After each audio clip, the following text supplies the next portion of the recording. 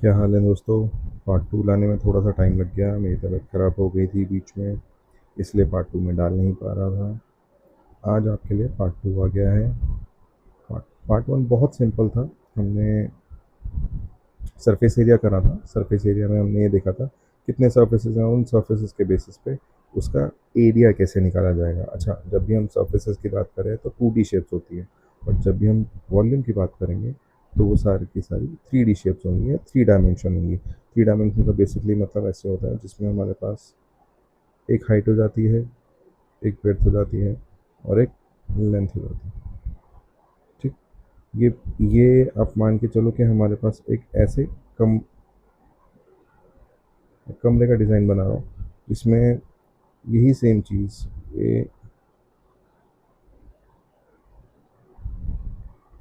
Angle same रहता है, हमारा सब कुछ हमारे पास बेसिकली एक क्यूबिकल शेप जो हमारे पास आती है उसको हम 3D शेप कहते हैं। ठीक। मैं आपके लिए समझाने के लिए एक वो बना रहा हूँ ताकि रेफरेंस में आप समझ पाएँ कि मैं क्या बोल रहा हूँ। गुड। ये हमारा एक 3D शेप बन तो गया है बट बहुत अजीब सा लग रहा है, तो इसको हम ऐसा करते हैं थोड़ा सा।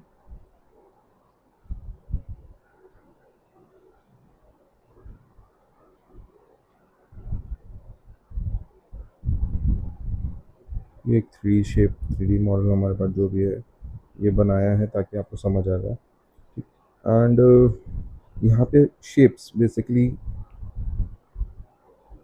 ये एक चीज़ है, ये एक सरफेस है, ये दूसरा एक डायमेंशन जा रहा है, और एक ये तीसरा डायमेंशन है।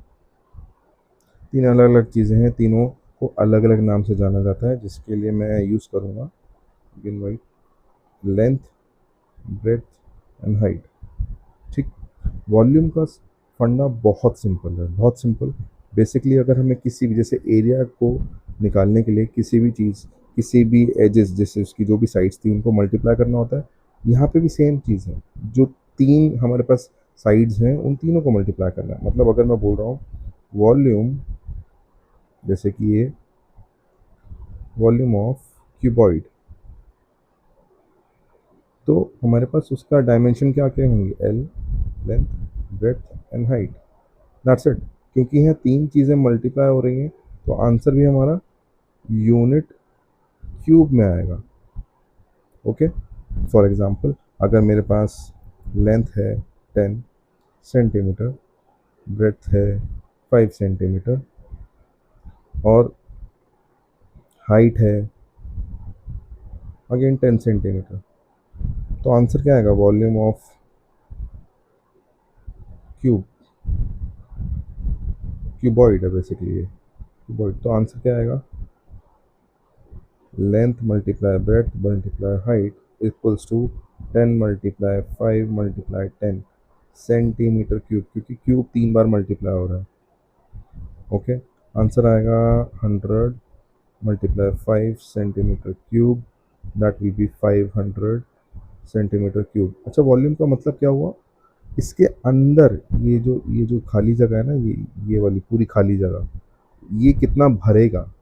पहले हम क्या देख रहे थे, सर्फेसिस तो ऊपर एजेस हो गए उसकी, मतलब आपको कोई बॉक्स दिखाना, बॉक्स में कितना कार्डबोर्ड यूज़ हुआ, वो हमारा सरफेस हुआ। बट उस कार्डबोर्ड के अंदर कितनी फिलिंग आ सकती है, कितनी चीज़ें भर सकते हो, कितनी किताबें आ सकती हैं, उसको हम वॉल्यूम कहते हैं। ठीक। कई बार हम वॉल्यूम को मास से कंफ्यूज कर जाते हैं, तो इसके लिए मैं एक छोटी सी शॉर्ट डालूंगा, इसका वॉल्यूम मास से डायरेक्ट रिलेशन और डेंसिटी से भी। ठीक है। तो हमारा वॉल्यूम हो गया। अब सेम चीज़ आ जाती है हमारी क्यूब पे। क्यूब बहुत सिंपल है, क्यूब में सारी साइड्स बराबर होंगी, तो हमें ज़्यादा प्रॉब्लम नहीं आएगी समझने में, क्योंकि सारी साइड्स बराबर हैं।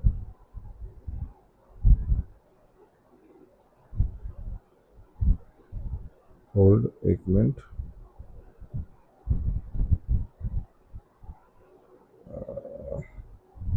डायग्राम बनाना मेरे को मज़ा आता है इसमें। सारी साइड्स बराबर है मतलब all sides are equal in cube, that means अगर मैं साइड को ए बोल देता हूँ, so A multiply by A multiply by A, that equals to A cube. So volume of cube equals to A cube. Simple. अगर मान लेते हैं 5 हमारा सेंटीमीटर साइड है क्यूब की, तो हमारा आंसर आ जाएगा volume of cube equals to 5 multiply 5 multiply 5, that will be 125 centimeter cube. Okay. दो दो हमारी 3D शेप हो गई है. तीसरी हमारी 3D शेप जो आती है अभी हमने जो पढ़ी थी थर्ड नंबर की, that is cone. Third number is कोन.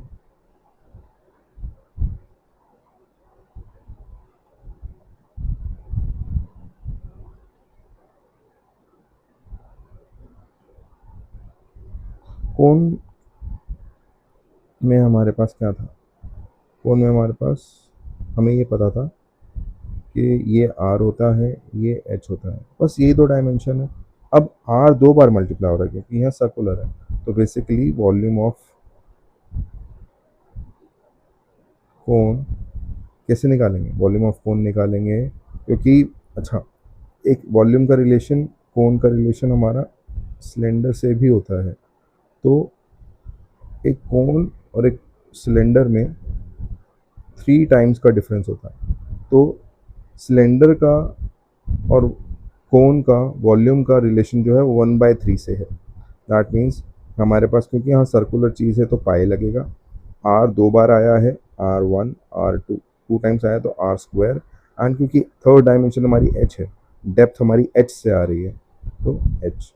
तो volume of cone will be pi R square H 1/3. Same goes to, अगर यहीं पे मैंने क्योंकि सिलेंडर भी बना दिया है तो वॉल्यूम ऑफ सिलेंडर क्या होना चाहिए? मल्टीप्लाई बाय 3 कर दूंगा इसको.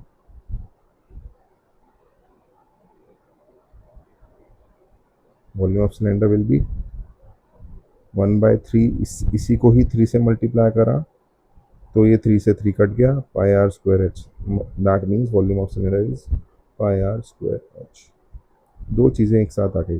अब कोन को ही मैं उससे भी मल्टीप्लाई करके दिखाऊंगा. अभी आपको कोन के रेफरेंस से ही हम स्फेयर भी निकालेंगे. कोन का रेफरेंस सिलेंडर के साथ 3 टाइम्स का होता है और कोन का रेफरेंस स्फेयर के साथ 4 टाइम्स का होता है. अगर मैं आपको ये समझ आया? वॉल्यूम ऑफ कोन, इसमें हमें मान लेते हैं हमारा आर, इस वाले केस में हमने निकाला नहीं ना, आर मान लीजिए 3 है और हाइट हमारी 7 है. हाइट हमारी 7 है. Volume 1/3 pi R square H. So 1/3 into pi. Pi solve नहीं कर रहा मैं. आर इंटू आर, 3 इंटू 7 3 से 3 कट, आंसर आ जाएगा 21 पाई सेंटीमीटर क्यूब. ये मेरा वॉल्यूम आ जाएगा इस कोन का. ये जो कोन है इसको मैं हाईलाइट कर देता हूँ. ये जो कोन हमने बनाया था इसमें, इस कोन का volume 21 pi cube. Okay. And उसी का 3 टाइम्स निकालूंगा. उसी का 3 टाइम्स 3 इंटू 21 पाई सेंटीमीटर क्यूब. तो वॉल्यूम ऑफ सेम सिलेंडर आ जाएगा. वॉल्यूम ऑफ सिलेंडर कितना आया? 63 पाई सेंटीमीटर क्यूब. ये मेरा आंसर. सॉल्व करना है इसको फर्दर तो ऐसे कर सकते हैं. 63 इंटू 22/7, ये 9 टाइम्स में जाएगा तो 18 सिंपल. ठीक, सेंटीमीटर क्यूब. अब इसका जो रेफरेंस लास्ट हमारा जो पॉइंट आता है दैट इज स्फेयर. सर्कल बना था एक सर्कल यहाँ बना था और एक सर्कल हमारा यहाँ बना था. ठीक, इसका रेफरेंस ऐसे था कि ये यहाँ से भी जा रहा है ये यहाँ भी जा रहा है और ये इधर, यहाँ से ये इधर भी जा रहा है।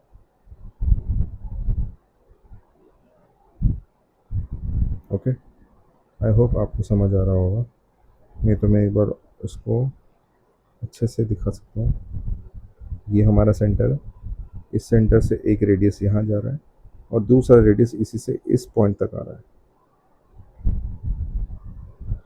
यस, ठीक। अब मैंने बोला था डायरेक्ट रिलेशन, तो हमारे पास क्या था, वॉल्यूम ऑफ कोन। बच्चों को ना स्फेयर का वॉल्यूम याद करने में प्रॉब्लम आती है। वॉल्यूम ऑफ कोन था 1/3 पाई आर स्क्वायर एच। अब स्फेयर में कोई एच तो होता नहीं है, कोई हाइट तो होती नहीं है, तो हम रेडियस को ही हाइट लेते हैं। तो इसके रेफरेंस में अगर मैं बात करता हूँ तो हमारे पास, क्योंकि आर स्क्वायर इंटू एच की जगह आर ही आ जाएगा, पाई हमारा रहेगा यहाँ पर, और कोन और स्फेयर के रेफरेंस में 4 टाइम्स हो जाता है। 4 टाइम्स ऑफ वॉल्यूम ऑफ कोन हमारा वॉल्यूम ऑफ स्फेयर होता है। 3D शेप यहाँ पे दिखाना थोड़ा सा मुश्किल हो जाता है बच्चों, वरना मैं आपको समझाता कि 4 टाइम्स कैसे होता है। जैसे यहाँ पे 3 टाइम्स में समझाना, यहाँ पे इजीली मैंने समझा देता ना, एक ये बना, एक ये बना और एक ये ऊपर वाला बना, 3 स्फेयर यहाँ से निकलते हैं। और ऐसे ही यहाँ पे 4 गुना, मतलब 4 कोन मिल जाएंगे तब जाके एक स्फेयर बनेगा। तो वॉल्यूम आता है 4/3 पाई आर क्यूब, सिंपल। और अगर इसी को भी, इसी ही सेम चीज़ को ही अगर मैं कॉपी करता हूँ और हम इसको नीचे लाते हैं और इसी से ही हेमिस्फेयर निकालते हैं।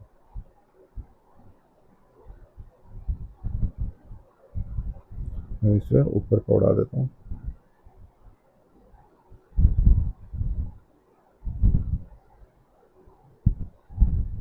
अगर आपको स्लो लग रही है वीडियो तो 1.5 पे देख लेना, रिकमेंडेड। क्योंकि मैं अपनी स्पीड नहीं बढ़ा सकता, वरना आपको समझ नहीं आएगा। आप लोग को फ्रीडम इतनी है कि हाँ, डेफिनेटली आप अपने अकॉर्डिंगली स्पीड्स को ऊपर नीचे कर सकते हैं। मेरा काम बच्चों समझाना रहता है, तो इसीलिए पहला प्रायोरिटी मैं समझाने पे रहता हूँ, इसीलिए आराम से सारी चीज़ समझा रहा हूँ। तो हमारा रेडी है, ये हमारा हेमिस्फेयर है, इसमें ये हमारा रेडियस है, ठीक। इसका वॉल्यूम क्या रहेगा, वॉल्यूम ऑफ हेमिस्फेयर,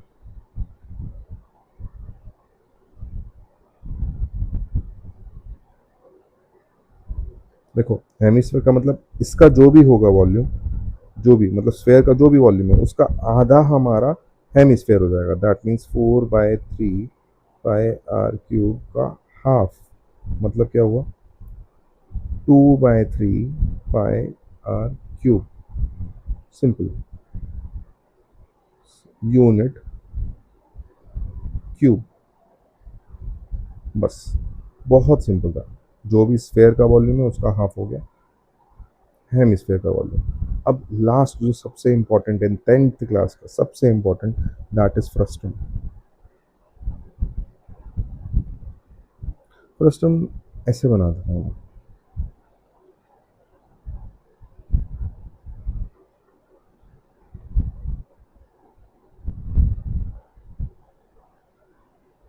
अगर आपको याद है तो हमें ये पता है कि फ्रस्टम कैसे बना। फ्रस्टम, एक कोन में से छोटा कोन काट दिया जाए तो फ्रस्टम बन जाता है,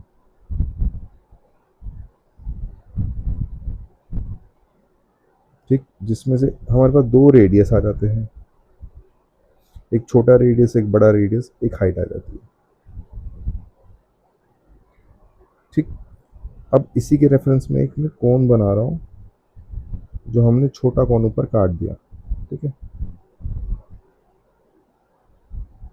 जो हमने ऊपर छोटा कोन काट दिया, कलर अलग कर रहा हूँ ताकि आपको रेफरेंस आ जाए, और इसका कलर ग्रीन कर देता हूँ।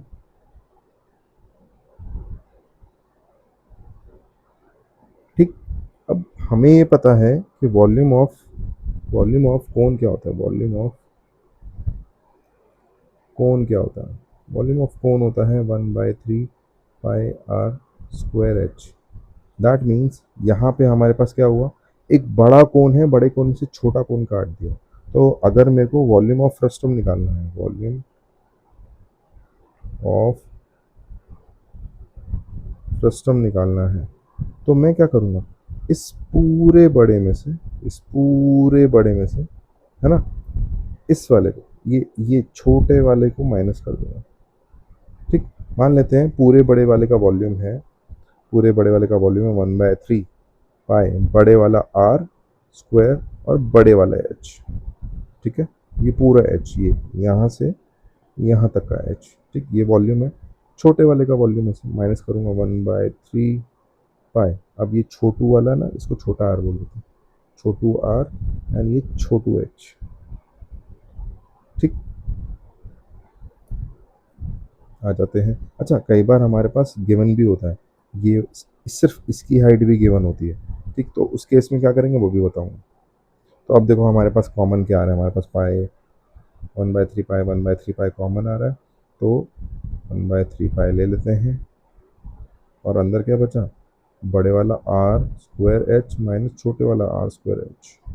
ठीक, कई बार क्या होता है, ये हमारे पास डिफरेंस दिया होता है, जो हाइट है ना वो गिवन होती है, तो हमारे पास क्या आ जाता है, वो डायरेक्ट हाइट, जो भी हाइट है वो गिवन होती है, और सिर्फ हमारे पास आर का डिफरेंस, जो हमारे पास छोटू और बड़ा आर है, ये बड़े वाला आर और ये जो छोटू आर है, इन दोनों का डिफरेंस, स्क्वायर के डिफरेंस से हम निकाल लेते हैं और हमारा आंसर आ जाता है। सिंपल, बहुत सिंपल। एक एग्जांपल ले लेते हैं, मान लेते हैं हमारे पास छोटू आर जो है वो है 5 और जो बड़ा आर है वो है 7, और जो हमारे पास हाइट, ये वाली हाइट गिवन है, ये वाली हाइट जो गिवन है वो हमारे पास हाइट है 10। ठीक, अब निकालते हैं हमारा वॉल्यूम ऑफ फ्रस्टम।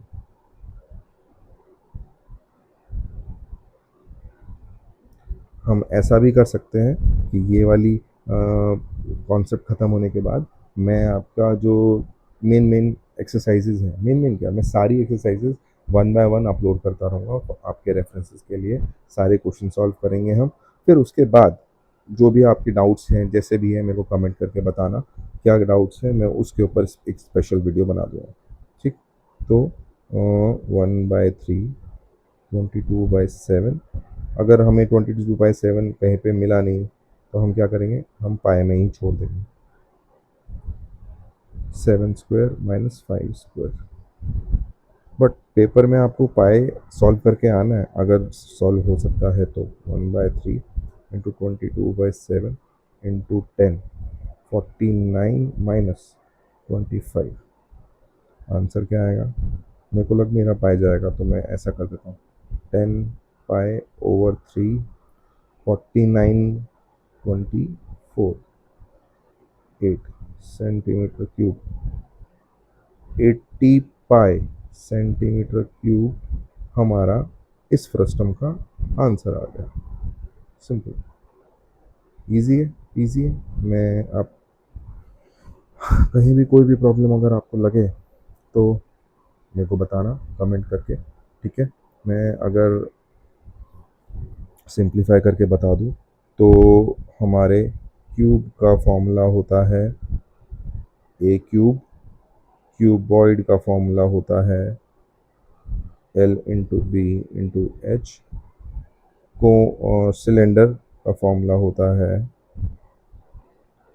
πr²H, कोन का फॉर्मूला होता है 1/3 πr²H, स्फेयर का फॉर्मूला होता है 4/3 πr², हेमी स्फेयर का फॉर्मूला होता है, ये इसलिए लिख रहा हूँ ताकि आप इसका स्क्रीनशॉट ले सको एक ही बार में और अपना फॉर्मूला शीट बना सको।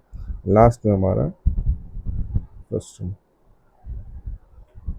फ्रस्टम का formula 1/3 πH r² - r। Okay, ये हमारा फॉर्मूला शीट बहुत इजीली, बहुत अच्छे से बन गई है। कोई भी प्रॉब्लम आती है बच्चों, प्लीज़ मेरे को बताना, हम उसके ऊपर आगे काम करेंगे। Thank you, have a good day.